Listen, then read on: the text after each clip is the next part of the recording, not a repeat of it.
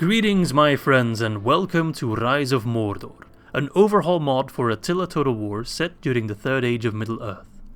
For more information about Rise of Mordor, please take a look in the description of this video, where you can find all the info you need. I can also highly recommend you to join their Discord for installation instructions, as well as plenty of sneak peeks for future updates. I'm not sure how much I'm legally allowed to say, but I can assure you that the future of the Lord of the Rings modding scene is looking incredibly bright. In just a few days from this video, Rise of Mordor is releasing another update that includes the fully fleshed out Harad roster, as well as a limited preview of the RHÜN roster. Please note that Rise of Mordor and its factions are still very much a work in progress and remain subject to change. In terms of campaign, the Easterlings start off the game divided in 6 tribes. The player controls the strongest, warmongering clan with, initially, the strongest support for Sauron. The other 5 clans are controlled by the AI. The player's clan is at war with all other 5 clans at game start, with the other AI clans deeply resenting the player's clan. These clans are the Rhurim, which is the main clan and the player faction, the Variags, the Balchoth, the Rakrohir, the Feredrim, and the Hyrim. The developers aim to offer the player the most unpredictable and free campaign game of all factions with RHÜN. Playing as a central clan, you will start at war with all other 5 clans, and are tasked by Sauron to conquer them. Once you conquer a clan, you unlock their units. If you conquer all the clans, you are rewarded with access to the famous and most powerful Lokrim units. As you progress through the game and your power grows stronger, you will slowly but surely face an existential choice: to remain loyal to Sauron and conquer the free peoples, or rise up against him and carve your own path. The civic tech tree branches out and allows you to shape your faction according to your choice, unlocking different buildings based on the path you choose. However, once you go in too deep, it will get increasingly more punishing to switch back, so choose wisely.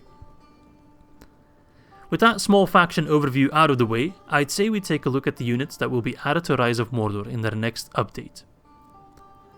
The first unit we'll be taking a look at are the Clan Guard, which compose the main bulk of the Glittering Horde. This heavy spear infantry unit wields a large shield and is clad in heavy armor. It is thus no surprise that its stats are heavily defense based.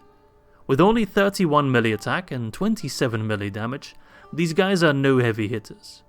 They do make up for that with a relatively high melee defense and armor. Their morale and speed are quite average, but their missile block chance is quite high, thanks to their large shield of course.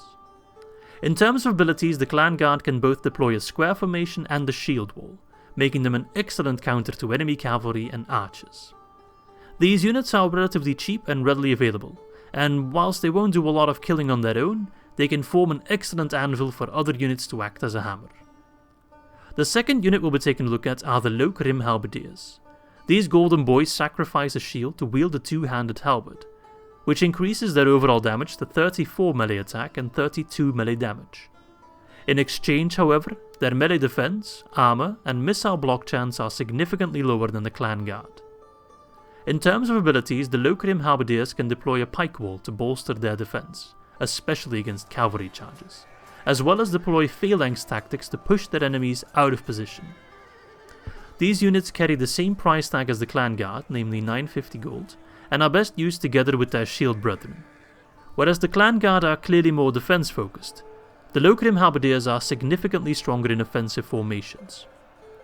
Their lack of armor and shield makes them incredibly vulnerable to archer fire, however. Best to not leave them exposed to any elves. Completing the main host of the Golden Horde are the Lokrim Arches. These archers are some of the best the men of Middle-earth have to offer. Though not even close to rival the elves, these archers are significantly better shots than orcs and other men. To give you a better idea, their accuracy of 29 puts them on the same level as a marksman of Dale. With decent melee stats all around, these archers can also fill in any gaps in your infantry if needed, or when they run out of ammo.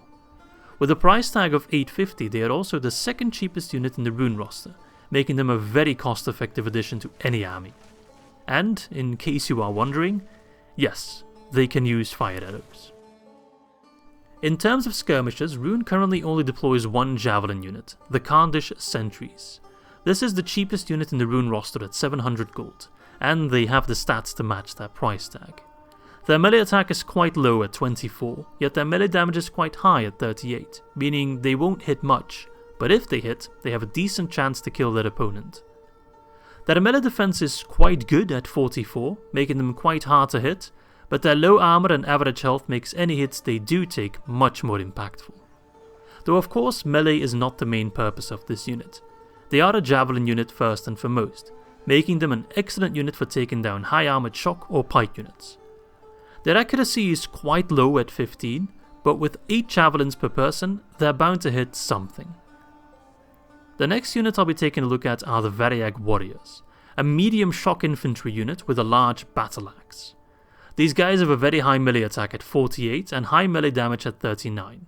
Their charge bonus is 25 and their speed of 34 makes them the fastest infantry unit in the RHÜN roster. In case there were any doubts, the Variag Warriors are an excellent flanking unit, specialized in hitting other units in the rear and doing heavy damage. These guys go hand in hand with the clan guard. Whilst the heavy spear infantry keeps the enemy occupied, the Variag Warriors can flank round and obliterate any opponent.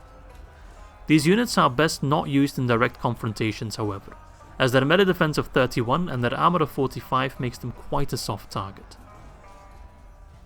Next up are probably the most recognizable RHÜN soldiers in all of Middle-earth, the Lokrim maisman. Whereas every previous infantry unit had certain strengths and weaknesses, the Lokrim maisman are an excellent all-round unit, serving both offensive and defensive purposes, though excelling in neither. When in doubt, these guys make an excellent addition to any army. Their shield and armor makes them great at defending as well as resisting enemy archer fire. Their maces not only look cool, but pack quite a punch as well, with 37 melee attack and 26 melee damage. But, often more importantly, their melee defense of 53 and armor of 65 will make them last incredibly long in prolonged combat, again forming an excellent backbone for shock infantry or cavalry. This brings us to the second to last infantry unit, another archer unit, namely the Variac bowman. Comparing the Variag bowman with the Lokrim Arches is best put like this. The Lokrim Arches are an archer unit that can also be quite good in melee. The Variag bowmen are a melee unit that can also be quite good at ranged. Thanks to their shields, the Variag bowmen are significantly better on the defense, which, importantly, also includes their chance to deflect enemy missiles, making the Variag bowmen quite good at countering an opponent's ranged units. All in all, I would personally prefer to use the Lokrim Arches, which are also a little bit cheaper, instead of these guys. Whilst their melee stats are respectable, I'd rather leave melee fighting to specialized units like the Lokrim maisman for example. In terms of infantry, I have definitely saved the best for last, as I present you the Warlords of RHÜN. This very heavy shock infantry unit does everything the already incredible Variag Warriors do, but better. With 48 melee attack and 45 melee damage, they absolutely wipe the floor with any unit that is so unfortunate to be flanked by them. They are also better armoured and have more health, making them a formidable foe even in a direct confrontation. The only thing they lack is their speed. While still respectable, they are quite a bit slower than the Variag Warriors. This unit is without a doubt one of the coolest looking units in all of Rise of Mordor, and even beyond. Their armor design was inspired by the design of Kamul the Easterling in the Hobbit movies, and looks simply fantastic. It is thus also no surprise that this unit can be used as a general's bodyguard. With the infantry roster now behind us, it's time to take a peek at the cavalry roster of RHÜN. We'll be starting with the cheapest unit at 900 gold, which are the Karndish Horse Archers. These guys are actually one of, if not the fastest units in the entire game, tied with the Scouts of RHÜN. But that's pretty much all I can say about these guys. Whilst Horse Archers are useful in almost every battle, their stats leave much to be desired. The 160 range is quite good for a Horse Archer, their low accuracy hurts them a lot. And for 900 gold coins, I would personally rather get myself another Lokrim Archer unit with 50 cents to spare. However, as disappointing as the Karndish Horse Archers are, the Variag Lances are a different story entirely. Though quite expensive at 1275 gold, these guys pack a mean punch.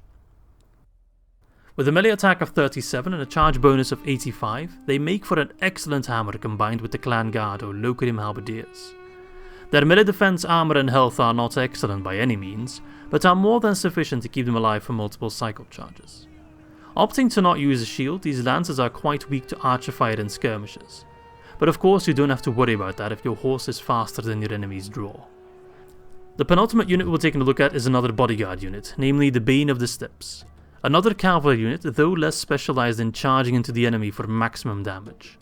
The Bane of the Steppes is more of an all-round unit, similar to the Lokrim maisman. With 48 melee damage and 32 melee attack, they are more than capable of killing enemy soldiers. And with 42 melee defense, 85 armor and 170 health, they can take a lot of damage themselves as well. Looking at all their stats, it starts to make sense why you can only get one of these guys in your roster.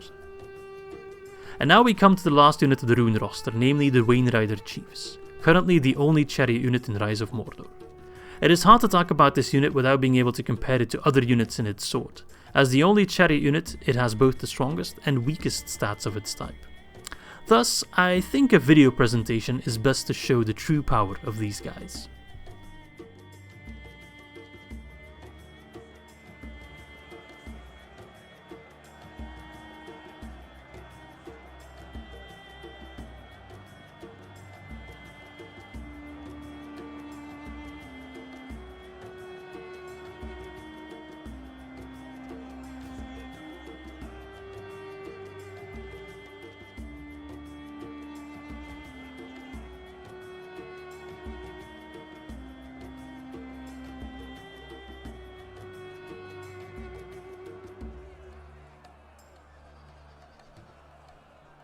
Well, I guess that was a little bit disappointing.